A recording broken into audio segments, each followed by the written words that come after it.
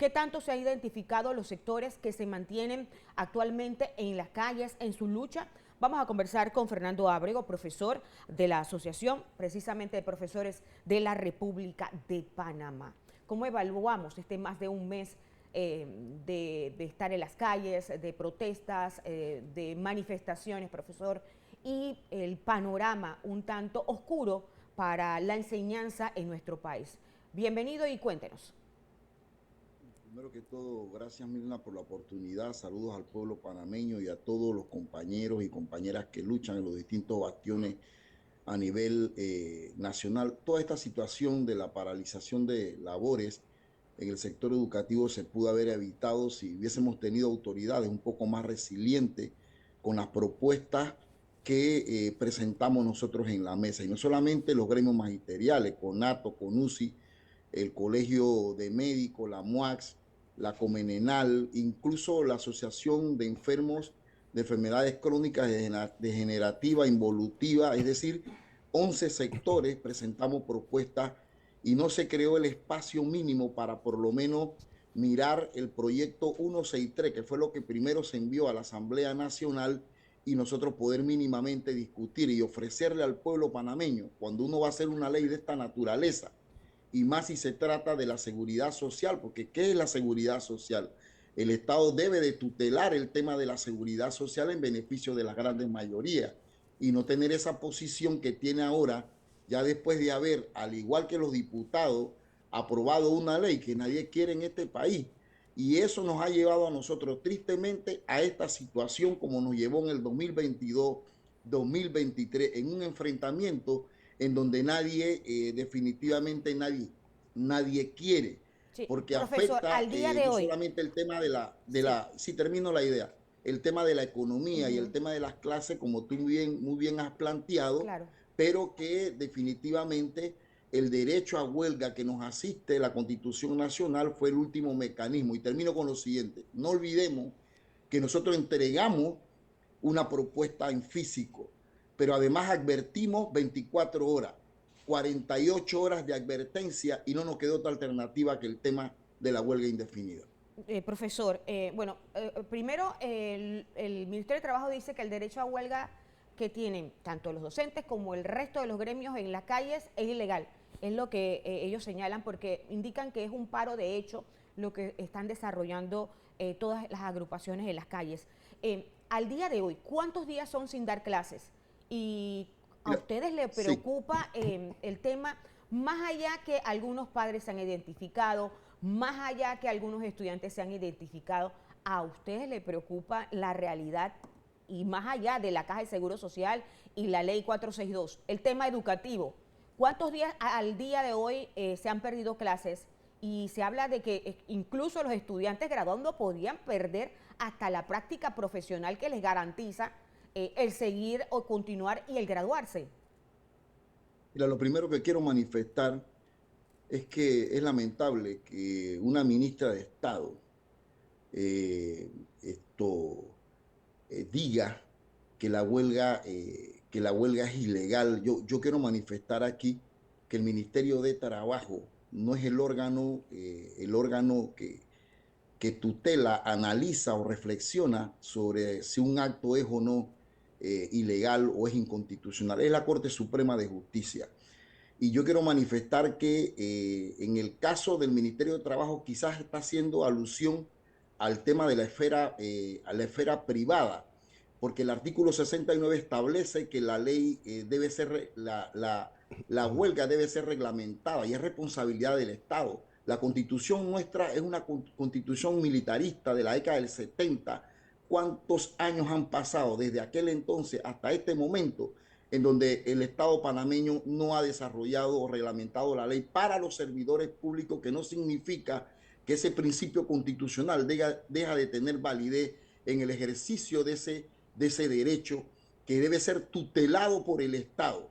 Así que esa ignorancia supina de parte de la ministra de Trabajo, decir eso al país. Y por otro lado, yo quiero manifestar que las prácticas profesionales son en septiembre, para decírselo a la señora ministra, y ese tema hay que revisarlo porque muchos de los estudiantes que van a una práctica profesional por 2 meses en empresas de este país ni siquiera se le reconoce ningún emolumento a los estudiantes, no se le hacen ninguna paga y a veces abusan de los estudiantes en esas prácticas profesionales en las empresas. Y ese tema hay que verificarlo, hay que reestructurarlo para efecto de que tenga realmente una consonancia en el sentido de los conocimientos que tiene el estudiante cuando sale de 12 y la transición que se puede hacer en el caso de las universidades oficiales, que son las únicas que ponen examen de admisión, más no las universidades privadas que solamente tiene que tener chen para poder entrar. Entonces, definitivamente que el tema de las clases de días hábiles, ya llevamos más de 20 días hábiles sin impartir clases, pero todos aquí sabemos que el tema de la 462 perjudica el tema financiero y económico de las actuales clases trabajadoras y de las futuras también. Aquí cuando se habla de que se afecta a la economía, ya nuestra economía está afectada con la 462, de lo que vamos a vivir y de lo que nos espera después de haber cumplido con toda nuestra vida laboral. Y eso lo hemos explicado hasta el hartazgo en distintos espacios y no ha habido ni el señor presidente de la República, ni la señora ministra de Educación, ni la ministra de Trabajo, no han querido tener el espacio para poder debatir en vivo con ellos y que el pueblo panameño pueda decidir quién es el que dice la verdad y quién es el que dice la mentira. Miren, a nosotros nos duele más que el presidente de la República y la señora ministra de Educación que no haya clase. ¿Y usted sabe por qué?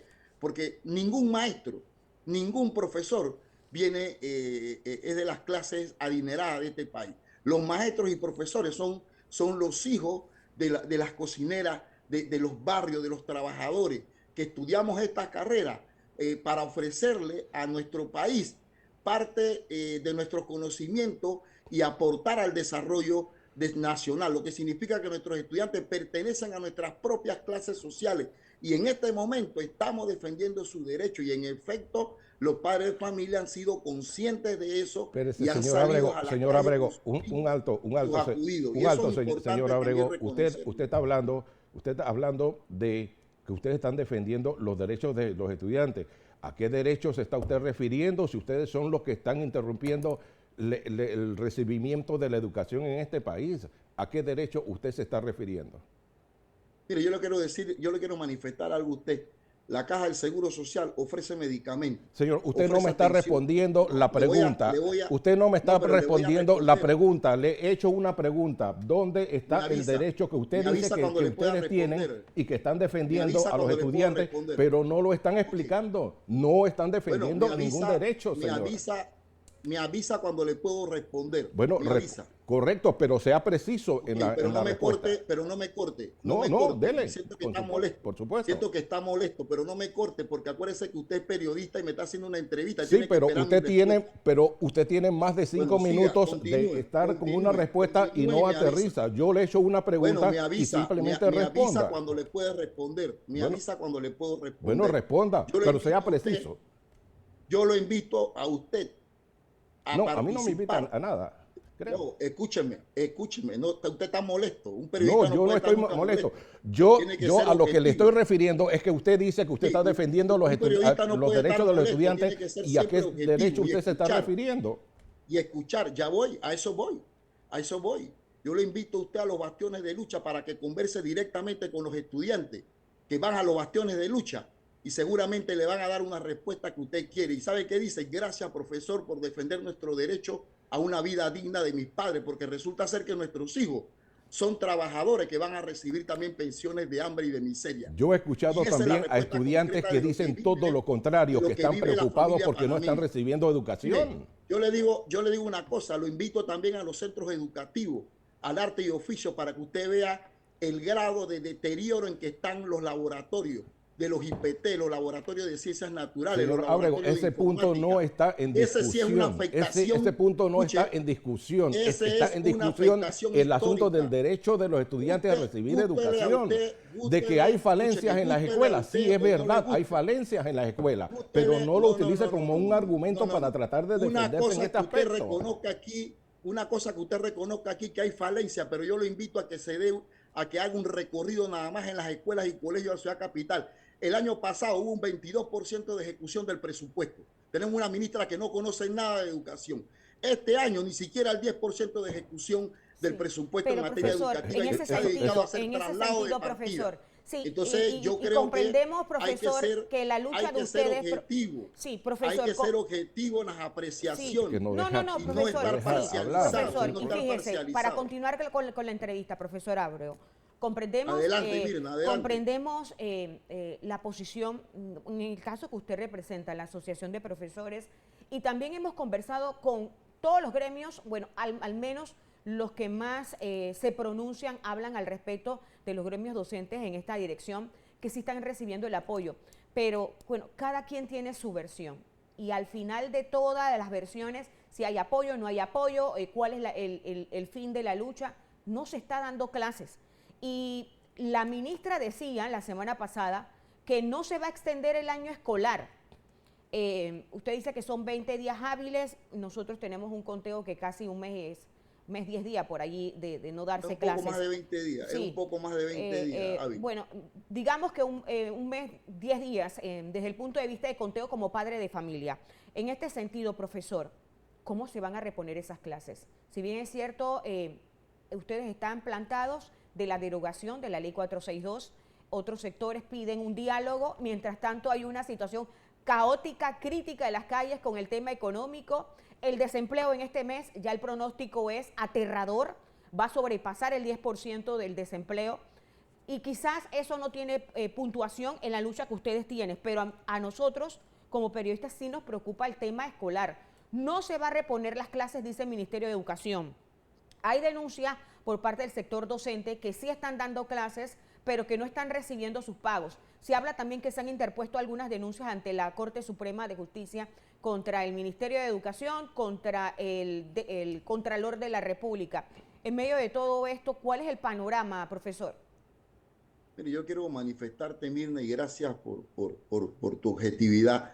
Fíjate, el tema de los contenidos, no olvides que el periodo escolar inició y nosotros prácticamente dimos un mes, 2 semanas de clase y se tomaron en consideración los temas más importantes, lo que significa que el 5 o 10% de los contenidos que se imparten en el primer trimestre, en lo que quedaría si este problema se resuelve esta semana, y ojalá Dios quiera que sí, nosotros podríamos dar ese 5%, 10% de los contenidos que harían falta para efecto de complementar los temas más importantes que se desarrollan o los ejes principales en cada una de las asignaturas que se desarrollan tanto en el primer como segundo nivel de enseñanza.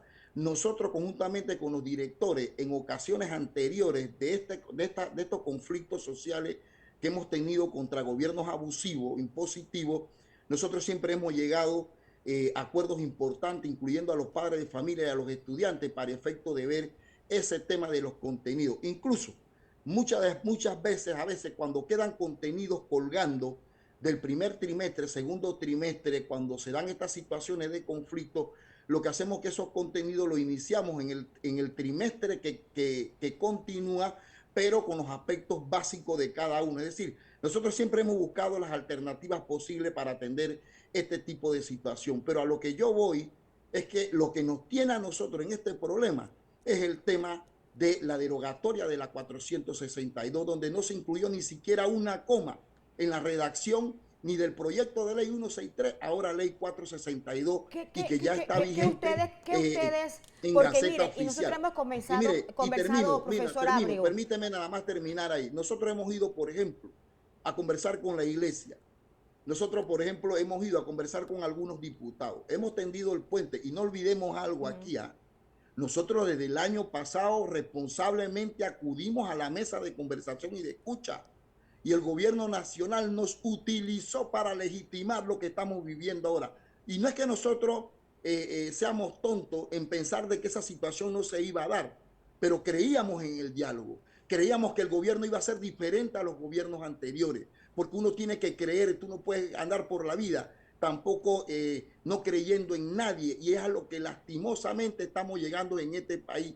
Y nos sucedió lo que nosotros incluso habíamos pensado que podía suceder, y lamentamos esa situación, y por eso nosotros advertíamos del tema del conflicto social, sí, pero pareciera ser que ni el presidente ni lo que le hablan al oído al señor presidente de la República les importó, y estamos viviendo esta situación y lo lamentable he escuchado, y fíjese, yo lo he escuchado, lo que usted señala, profesor, lo he escuchado de todos los sectores que se sentaron allí a dialogar y que nos han señalado que hicieron aportes, pero que no vieron que se tomó en cuenta lo que ellos presentaron, y que finalmente, aunque el gobierno dice que sí se tomó en cuenta, que fue cambiado quizás en la asamblea, y que en ese sentido no se tenía del proyecto original versus lo que se aprobó en la asamblea, fue totalmente diferente quizás en un porcentaje a lo que originalmente se presentó. En este caso, más que todo, la crítica sería hacia los diputados que aprobaron esto, sería la crítica en esa dirección, profesor. Y los escucho decir que hay que derogar la 462, y me han señalado algunos sectores que si se deroga, la Caja de Seguro Social quedaría sin cobertura, sin sostén, sin pilastras. ¿Qué ustedes proponen que mientras de tomarse esa decisión, si se va a un diálogo, qué proponen? ¿Tienen alguna iniciativa de cómo sostener esa Caja de Seguro Social mientras se lleva a un consenso de modificar la ley, de buscar una nueva?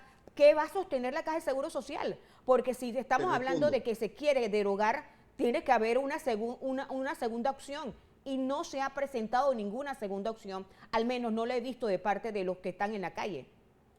Mira, te respondo inmediatamente. Mira, primero que todo es falso, porque los 48 diputados que votaron a favor de ese proyecto de ley 163, hoy ley 462, hicieron supuestas modificaciones, pero todo eso fue una pantomima para engañar a la población y engañar al movimiento social. Si tú haces un cotejo entre el proyecto de ley 163 y la ley 462, prácticamente quedó un 90%, lo que significa que las supuestas modificaciones que se presentaron prácticamente toda la semana, nada de eso se consideró. Hicieron ver a la población que se estaban haciendo modificaciones importantes. Ustedes podían ver, por ejemplo, en las transmisiones en vivo, el señor Dino Mon no salía de la Asamblea Nacional, parecía un diputado más de la República.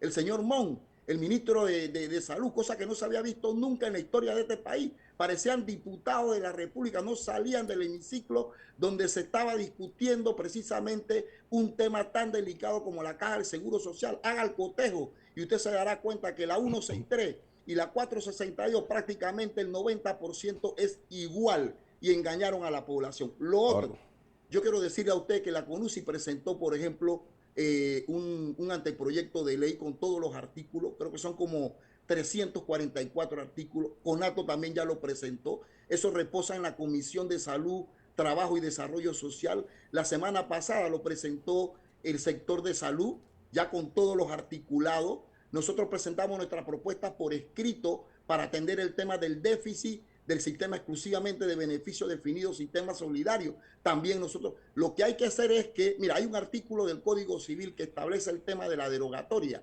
y yo no puedo creer que digamos nosotros aquí, como que las leyes, cuando se deroga una ley, aquí no se puede hacer absolutamente nada. Aquí se puede crear un espacio de 2 meses que todos pongan la propuesta. El que no pone propuesta en la mesa no puede estar sentado en la mesa. Y además tiene que ser alguien que ha estado luchando. Tiene que poner las propuestas concretas. Y se puede dar el tiempo de 1 mes, 2 meses máximo. Y ahí puede salir perfectamente la ley que beneficie a las mayorías, porque eso es lo que está peleando la gente. Una ley que beneficie a las grandes mayorías, porque tú no puedes legislar y conducir el Estado solamente pensando en un grupo. Y lo otro que yo quiero decir, y es lo más triste de esto, es que el tema de la Caja del Seguro Social se quiere resolver con los recursos de la misma Caja del Seguro Social y disminuyéndole la pensión a la gente. Eso no puede ser. Cuando el promedio salarial en este país está alrededor de la mayoría de los panameños en $744 y el alto costo de la vida aproximadamente en $1,100. Eso lo ha planteado el INEC y el Instituto de Estudios Económicos de la Universidad de Panamá. Entonces yo creo que hay que buscar un punto intermedio. Hay instituciones que pueden prestarse para el tema de las conversaciones que se puedan generar, pero definitivamente tiene que salir una ley en donde haya un consenso de todos los sectores, incluyendo a la empresa privada, que también puede aportar a la construcción. Pero que esta es una ley de Dino Mon, sí lo ha dicho. Esto es una ley de él. Y Dinomón no es un sector. Era incluso el que se le había nombrado director de la Caja del Seguro Social, pero Dinomón, yo pregunto aquí si es parte de la empresa privada o él puso esa propuesta a nombre de la empresa privada. Bueno, lo hizo en el 2005 efectivamente, pero aquí se tiene que considerar las propuestas que se han presentado de los otros sectores y hay que buscar un punto intermedio a cómo se está desarrollando el tema del conflicto social. Yo creo que hay que ser responsable. Fíjese, señor Ábrego, tiene que dar, fíjese que usted incluso hasta se contradice. Esa oportunidad de resolver este problema. Usted incluso se contradice en lo que plantea, porque dice que hay que llegar a un punto medio, pero yo he escuchado a la dirigencia, no solamente magisterial, sino de otros, que si no se deroga, o sea, no hay ningún debate, tiene que derogarse, o sea, hay una imposición por parte. Pero lo importante es que hay una gran realidad, hay alrededor de 800,000 estudiantes que en estos momentos no están dando clases. Y la pregunta mía va única y sencillamente en lo siguiente. Ya el presidente dijo que no va a derogar esa ley, que eso va a continuar. Es una posición radical. Es una posición radical. Cualquier posición radical o no, eso es asunto del Ejecutivo. Eso es un asunto del Ejecutivo. Pero déjeme que le pregunte. Si él plantea ya su posición de que no se va a derogar, ustedes son capaces de llegar a este paro incluso hasta final de año, es mi pregunta sencilla. ¿Van a llevar este paro hasta final de año? Yo no tengo una ánfora para saber si vamos a llegar al final de año, estimado periodista. Eso va a depender de la decisión del presidente de la República. Pero ya la posición ya la dio. Entonces quiere decir entonces que usted tiene información de que el presidente se va a mantener en esa posición. No, eso es lo que él ha dicho. Eso es lo que él ha dicho, no una vez, varias veces. Lo dijo el jueves pasado. Y nosotros hemos dicho que nuestro objetivo es la derogatoria de la ley. Estamos en dos posiciones, en dos polos diferentes. La única diferencia es que el presidente sabe que esa ley no beneficia a la grande mayoría. Y nosotros queremos una ley que beneficie a la grande mayoría. Porque no se trata nada más de posiciones, se trata de defender qué cosa. Tú estás defendiendo una ley que no beneficia a la grande mayoría. Eso no puede ser. Eso no puede ser. Entonces, profesor, tú no estás gobernando para la población. Aquí tú no estás gobernando para la población. Y es preocupante, profesor Ábrego, ya más de un mes de pérdidas de clases, hay una posición ya fija por parte del sector docente que se mantendrán así. Ojalá, profesor, exista esa luz, porque de verdad esto no lo sostiene nadie. Independientemente, ya le digo, de si hay apoyo o no hay apoyo, aquí lo que no podemos tapar la mano, el sol con la mano ni con el dedo, es decir que no está pasando nada con el tema de las clases y sí nos preocupa, profesor. Ojalá se llegue a un entendimiento y ojalá se retome las clases y ojalá no estemos quejándonos dentro de unos años o el próximo año de la cantidad de fracasos que deja el 2025, de la cantidad de muchachos que tenían previsto ir a la universidad y no lo podrán entrar porque no llegan ni siquiera a un índice mínimo para ingresar a la Universidad de Panamá. Y si entran, como dice usted, a la universidad privada, serán unos profesionales mediocres, profesor, porque si allá no se hace examen y se paga por... lamentablemente van a ser así, tendremos profesionales mediocres en este país. No sea el día a día de la clase trabajadora, la miseria y la pobreza de ver indigentes en la calle, porque en este país no se puede vivir. Aquí hay que hacer mucho, profesor, pero si no mezclemos los temas. No mezclemos los temas. Hay que decir eso. Aquí hay que hacer mucho. También. Y le doy la razón. Hay que decir eso también. No, y lo decimos. Y yo soy una de las más críticas de la situación en calle del panameño de a pie. Y se lo digo, profesor, si hay una persona crítica en el periodismo en cuanto a lo que está aquí y con las razones de justicia social, soy yo. Pero aquí no podemos mezclar un tema con otro tema. Estamos hablando de educación. Es que está relacionado, aunque no lo quieras aceptar. No. Estamos hablando de una situación y sí nos preocupa. Y nos preocupa los despidos que vienen esta semana en casi la mayoría de las empresas. Eso es algo que vamos a ver notable y que nos va a afectar a todos, porque la delincuencia va a aumentar, va a aumentar la cantidad de personas, ahí va a aumentar la cantidad de personas indigentes en las calles porque no tienen cómo llevar el sustento a la casa. Y ese modelo de gobernanza autoritario de parte del señor presidente esto es algo que es de arrastre, profesor, es de arrastre, y los culpables somos nosotros los panameños porque hemos elegido a los que han estado en esa silla presidencial. Profesor, ese va a ser enfrentamiento sí. durante todos los 5 años, porque este país ya vivió dictadura. Y no lo queremos volver a repetir. Profesor, yo le agradezco porque tengo que ir con más invitados. Saludos, Mirna. Yo le agradezco a usted por su participación. Gracias por la oportunidad. Esperemos que si tiene buenas información, respuesta de que ha avanzado ese diálogo, esa luz, nos los comenta y nosotros con mucho gusto le vamos a dar el espacio a la Asociación de Profesores. Gracias a Fernando Ábrego por acompañarnos.